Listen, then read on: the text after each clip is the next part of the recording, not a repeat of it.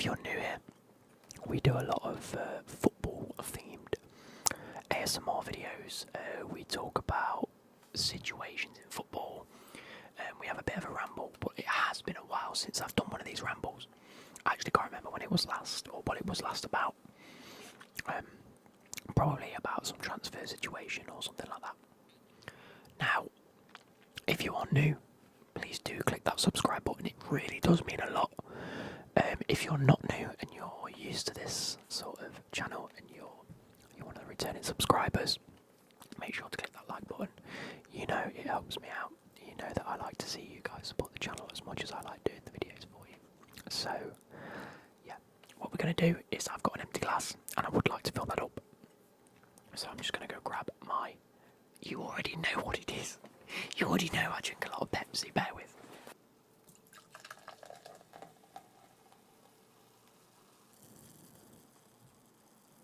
As you can quite comfortably hear, in either ear, I have a Pepsi Max to try. Now, I'm going to put it over here. As you can tell by today's sort of title, we're going to go for a bit of a ramble about the Chelsea situation. Now, whilst we do... Focus on the floor. And whilst we do talk about this situation, I just want to make light of the fact, not make light, I want to bring to light the fact that this is a somewhat sensitive topic to talk about. You know, the themes of war and just whatever's happening in Ukraine and Russia. We all know what's going on. We all know exactly what's happening, and it is abhorrent. I just want you to know that I don't agree with what is happening, and I think that is blatantly obvious, as should be. Okay. But at the same time, I don't want this discussion to necessarily be just based on that fact. I want to look at the footballing side of things and less about the political side, because one, I don't think it's good for not necessarily me, but I don't think this is where I want the topic to go, basically. I don't want to get bogged down in all the political side of things, although, like I said, it is a very political conversation to have.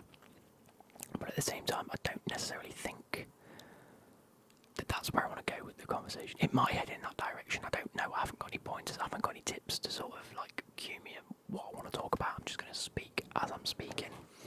And as the title suggests, it will be a ramble. So where do I want to start? We've obviously got to start with Abramovich, right? What are my thoughts on Abramovich? I think that he's been an incredible owner of Chelsea Football Club. That's without statement. That's a known fact. He has been a good owner of a football club. There has been very, very little in the way of bad ownership, in the same way that we have seen the likes of Mike Ashley and the Glazers be deemed necessarily like bad owners of a football club. Now, with that being said, there is a side of the argument of where the money comes from, and whether it's a good idea to have someone like Abramovich in charge of a football club and within the footballing world, and surrounded with the footballing governing bodies of who they do and don't allow into ownership of football clubs. Now, I think that is one of the main arguments that I want to put forward. I think that what the government have done in terms of limiting Chelsea's ability to really do much, like in terms of paying wages and staff, getting to games and whatnot. I know there have been sort of negotiations ongoing about it, and they've basically said that we're allowed to operate in a very similar way than before, whilst Abramovich is not currently the owner of the football club. You know, with him being sanctioned, and then the Premier League came out and said that he's been disqualified as an owner, whatever that actually means. I do believe that their intentions were good, if that makes sense. I do believe that the government were in the best interests to do so. As you'd expect, you know, Abramovich himself is a Russian oligarch. The majority of any sort of profits he makes goes to and has been going to the Russian regime in a sense. I mean, obviously this is all alleged, but you can imagine where it's been going. And the allegations of him owning a steel factory that's gone to the army is a fair enough allegation to make. Okay. What I don't like is the fact that they've targeted the football club itself rather than its owner. Does that make sense? Like, it seems to me that... Let me get comfier. It seems to me that they've been... that they've targeted the club, and at the end of all of this, in regards to Chelsea Football Club anyway, is it really Abramovich that's losing out? No. Everybody knows that a football club, if you own a football club, it's not there to make money. In the long term, Abramovich probably has, with his investment, he has made a lot of money. He's bought, I think it's something like 1.5 billion in loans into the club, and bought it for 300 odd million pounds, and then he's valued it at 3 billion. So if you take that on board, he's probably made 1.2 billion pounds just on them rough roundabout figures. That's not taking into account interest or him being, because he said he didn't want the loans paying back anyway, which, take that with a pinch of salt. He's been skimming off the top probably every so often. And things like that, he has to pay himself a wage from it, which he will have done, and it will have been a lot of money, so. But he said if he was to sell the club, which is presumably what the government wanted in the first place, he said that he wouldn't take the profits, and he would provide it to the Ukrainian aid, which I was like, you know what, fair play to him. That's in my eyes, if that is exactly what happens, that is very, very reasonable and good of him. Second of all, you've got to look at what Abramovich has actually done for the not necessarily the UK, but sort of the surrounding areas of Chelsea. Now, it's a very rich place to come from, but if we're talking in terms of more recently, the pandemic was a tough situation for absolutely everybody, but I believe Chelsea FC and Abramovich himself were one of the first football clubs or teams or places that opened their doors, and they said, look, use Stamford Bridge as a testing site. If NHS staff need to move about and need a place to stay, then the hotel was open for NHS staff.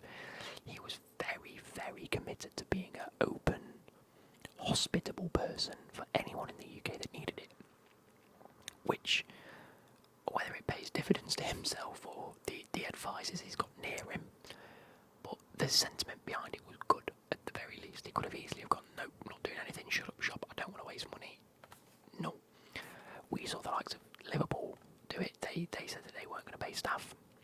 Arsenal got rid of their mascot, which was a mental decision because Gunnarsson was so huge and he had that Twitter beef and everything. But anyway, so whether you like Abramovich or not, there has been good and bad moments from him specifically. Like I'm trying to say, they seemed or have been seeming to target the club rather than him now. Number one, they've frozen the assets and they've told him he's no longer owner of Chelsea. Okay, fair play. We've got until whatever to sell the club. Cool.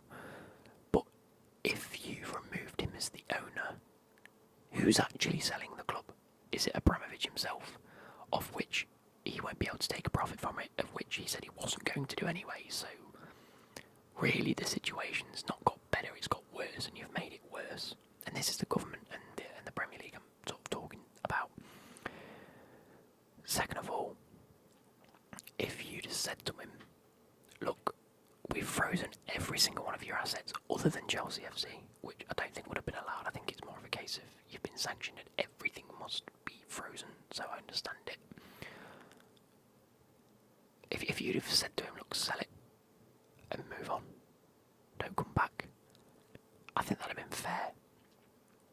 But we're not talking about fair in Love and Warfare, are we? This is what I'm saying, it's a very tricky situation to get your head around. I'm going to just read the statement because I'm getting lost here. He said the sale of the club will not be fast-tracked but will follow due process. This was his initial statement. any loans to be repaid. This has never been about business nor money for me, but about pure passion for the game and club. Moreover, I've instructed my team to set up a charitable foundation where all net proceeds from the sale will be donated. The foundation will be for the benefit of all the victims of the war in Ukraine. This includes providing critical funds towards the urgent and immediate needs of victims, as well as supporting the long-term work of recovery. Please know this has been an incredibly difficult decision to make, and it pains me to part with the club in this manner. However, I do believe this is in the best interest of the club. Now, the issue that they've found so far is within this charitable foundation. Now, if you know anything about charity, no charitable foundation can ever be set up to make profit or something along those lines. Now, if you know anything about a football club, whether they make a profit or a loss, it's still classed as a usual business. It's a for-profit organisation. So him leaving it down to the charitable foundation, was a bad move.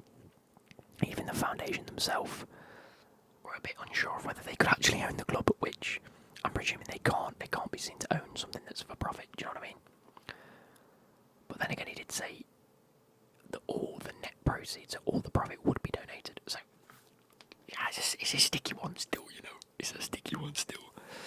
But yeah.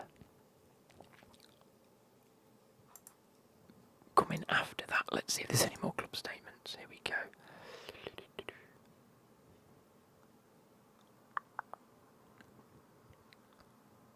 On the 10th of March, so it was 8 days later, they've said, by virtue of its 100% ownership of Chelsea FC plc and affiliated entities, Chelsea FC would normally be subject to the same sanction regime as Mr. Abramovich. In other words, everything frozen. However, the UK government has issued a general licence that permits Chelsea FC to continue certain activities. We will fulfil our men's and women's teams' fixtures today against Norwich and West Ham respectively, and intend to engage in discussions with the UK government regarding the scope of the licence. This will include seeking permission for the licence to be amended in order to allow the club to operate as normal as possible. We will also be seeking guidance from the UK government on the impact of these measures on the Chelsea Foundation and its important work to our communities. Again, that Chelsea Foundation comment is more about how the charity can continue to run. Because if the Chelsea, like it says ownership of Chelsea FC plc and its affiliated entities now, the charity itself is an affiliated entity, so is that frozen? Can we no longer support those people around? Whoever the actual charity do help, are we just not able to help them anymore? Because that'd be a bit cruel. Do you know what I mean? So I suppose that what's needed at the minute is clarity, and we're not necessarily getting it. Now, again, first off, I do believe that Abramovich was due to sell the club sooner. He tried to sell it years ago. He didn't, and now we're in a state where we've spent a lot of money. The likelihood of us regaining any of that money in the next year or two is not low, but we're at a time where it's probably the best to sort of leave a club after we've just won the Club World Cup as well. So we've won the Champions League, we've won the Club World Cup, we've got Premier Leagues under our belt now. It's probably a good time for Abramovich to look at it and go, right, I invested all this money, I built this empire of a club, I've won everything possible to win as a football club owner. Time to say goodbye. Let's move on from it. So he was probably up to sell it over the next season or two anyway. This has just necessarily forced his hand. Now, where I do have an issue, I haven't got an issue with the selling of the club. I do have an issue with the uncertainty around what can and can't happen, which I think will be. It's one of those things where I'm actually not that worried about it, because I'm sure clarity will come in the next week or two. There'll be people bidding for the club, whoever does and doesn't own it. That's for a whole different conversation of whether I think we'll be successful, whether we'll start to see the downfall, whether we'll still get the same investment, etc., etc. That's a whole different conversation to have. And not one to have today, to be fair. But what I do have an issue with is the Premier League themselves. Now, there are have been many, many teams vocal over the past decade and a half to 2 decades now in terms of who can and can't own a football club. Number one, they have this fit and proper testing that just obviously doesn't work. It obviously doesn't work. Okay? We have teams like Chelsea and Man City and now Newcastle that blatantly, and it's not even close to like null, it's just so blatantly obvious that their owners are not using clean money. It is very dirty money that's coming in, and I'm not saying Abramovich was like out of this. He was one of these, and I truthfully believe that a lot of the owners, if not all of the owners, have some bad money at some point or another. Some more than others, obviously, but in regards to the oil money and where this other money is coming from Man City and Newcastle, I'm going to focus on them because they're owned by Saudi consortiums and things like this, and there's many other leagues and teams that have a very similar situation. But the Premier League were more than happy to accept their money and accept their ownership under this fit and proper testing until it suits them. Right. So it just makes the Premier League out to be massive hypocrites. It does. Now, I'm not saying that Chelsea aren't part of this. They're obviously part of this. They've got just as much right to not own the club as they do to own the club. There was as much of a right to reject Abramovich and reject the Man City owners and reject the Newcastle owners as there was to accept them. Okay, but you can't have one and not the other. You can't say yes to Chelsea's owners of Abramovich and then say yes to the Man City owners, and then a decade later the Saudis come back and want to buy Newcastle, and you go, you know what? It's worked for Chelsea and Man City pumping all this money in. We're raking in the money. Go on then. And then, literally no less than 6 months later, it all comes out that Abramovich has supplied money or arms or factories to the Russian regime that's invading Ukraine. And then go, actually, yeah, he's not a great owner. And then the government decide to put a sanction on the club. Fair enough. And then the Premier League disqualify him as an owner.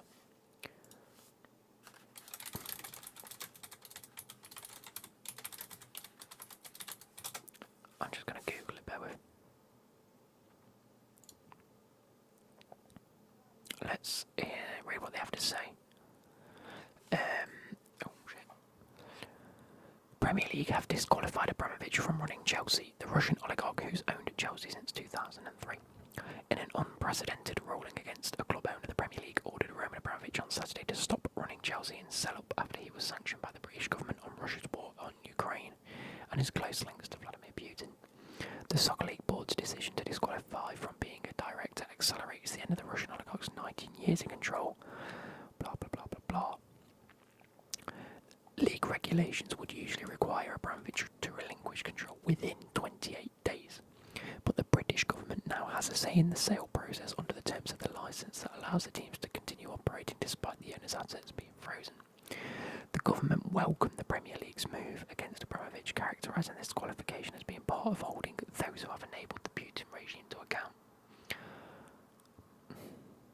Okay, we are open to the sale of the club and will consider an application for a licence to allow that to happen, the government said. Right. The government now has oversight of the buying out process, which the Rain Group, an investment bank, has been working on since Abramovich last week announced, before being sanctioned, that the club was up for sale. One consortium weighing a bid features Todd Bowley, part owner of the MLB's Los Angeles Dodgers, Swiss billionaire Hans Jolfis, and Jonathan Goldstein, a London-based property investor who is CEO of Kane International. Abramovich originally hoped to to divert the proceeds into a new foundation for the victims of the war in Ukraine, which is yet to condemn Putin for launching.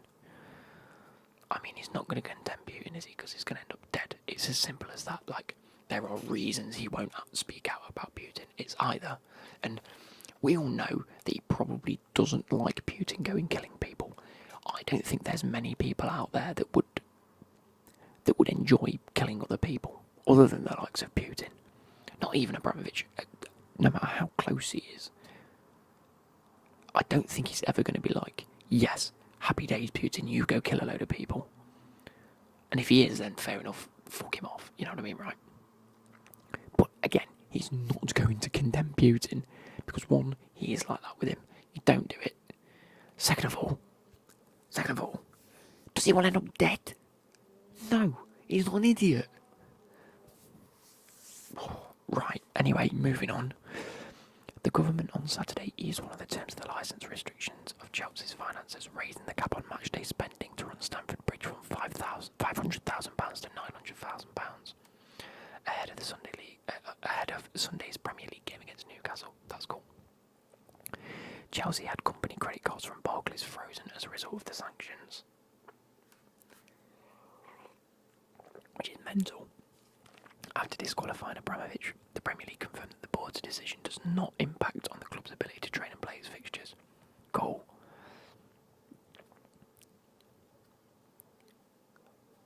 So, sanctions were imposed against Abramovich after the government called him a pro-Kremlin oligarch linked to destabilising, undermining and threatening Ukraine, where the war is into the third week. Abramovich has made no comments since being sanctioned. Of course, he's not like, you're not going to expect him to come out and be like, guys. He's going to stay quiet and just do what he can. Okay, again, I'm not defending him. I'm just saying that's what he's done and why he's doing it. I mean, it's logical, isn't it? So, where do we go from here? 1. Abramovich was more than happy to sell the club. Why didn't you just let him sell the club? What difference has it now made? Okay, now what we are doing is putting the people who work at Chelsea's lives in danger, or at least under a lot of stress. 2, you're putting the players under a lot of stress, because the likes of the academy players like Mason Mount and Reece James and I think Christensen and Chalobah, players like that, have all come forward and said, we're going to play for free, which is fair enough. They've earned a lot of money anyway. I'm sure they've got savings that they can dip into. But in the actuality of things, they shouldn't have to do that. If you went to work and someone said to you, by the way, it's looking a bit ropey at the minute, we could lose the business, you'll be like, right, okay, I'll look for another job. You wouldn't sit there and go, I'll work for free, would you? I mean, I know it's a different world because they're footballers and we're normal public people. But again, they are also humans. So they shouldn't have to do that. So what the government have actually done is put stress on the players and the staff that work there. Nothing's changed with Roman Abramovich other than, yes, he's lost a hell of a lot of money in his other assets. But in terms of Chelsea itself, he's not really lost anything because he didn't want any money back. He was selling it anyway. What have you actually done? Nothing. You've done nothing to Abramovich. All you've done is hurt the club. Which is baffling. Because not only are people going to be looking at Chelsea now, thinking, oh, I could buy that. But there are people out there that were thinking, maybe I should take over this club. Maybe I should invest millions into this one club. But now I'm not going to do it. If they've got the, if they've got the ability to just make up accusations, which I know they haven't about Abramovich, but they could do. I mean, it is all allegations against Abramovich at the moment. Otherwise, he'd be prosecuted, won't he? Theoretically. I mean, we all know that it's not allegations, but all it is at the minute is allegations. You've got people out there with billions and billions and billions of pounds that aren't going to want to invest now in the Premier League or football in the UK because they know that the government will just sanction them if they find anything. Or third of all, the hypocrisy of it all is outrageous. The UK, we supply arms to Saudi Arabia to bomb Yemen. 2, Man City and Newcastle are owned by Saudi Arabian and Qatar and whoever else wants to invest from the Middle East. We're happy to do that because we're happy to let them bomb other Middle Eastern countries. We're happy to bomb Middle Eastern countries. The minute Ukraine come knocking, and I'm not saying that it's bad on Ukraine because it's fucking horrendous what's happening in Ukraine, but it's also fucking horrendous what's happening in the Middle East. It's also fucking horrendous in China and Taiwan because they want Taiwan. Fucking mental, you know what I mean? It's absolutely bonkers. But we're happy with some of them, not happy with the others. Because politically it's so much worse. Is it? No. You just chose to pick a fight with someone because you could. And it was convenient for us to pick. I don't know. It just seems to be very, very. How can I.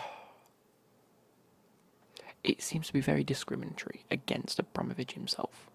Which I agree with. He should be sanctioned. And I agree with the fact that he should be. But I also agree with the fact that the Saudi owners probably shouldn't own. If you're not happy to have Abramovich now in the Premier League, you're not happy to have the other two. Nothing's been done about that.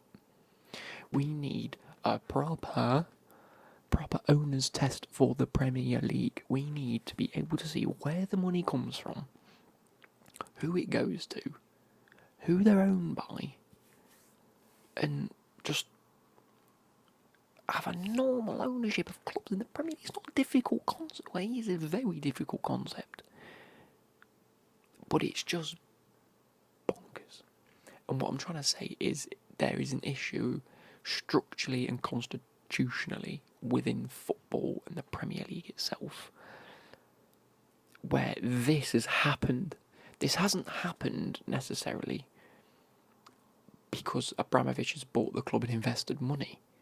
It's happened because he's been allowed to get away with it for so long. And that it's now convenient for us to out him and sell the club. Second of all, right, all the government is doing is taking control of the club and selling it for a profit. Abramovich said, I'm going to set up this foundation. Any profits that I make from the sale of this will go to the Ukrainians. The government have gone, actually, we don't want that.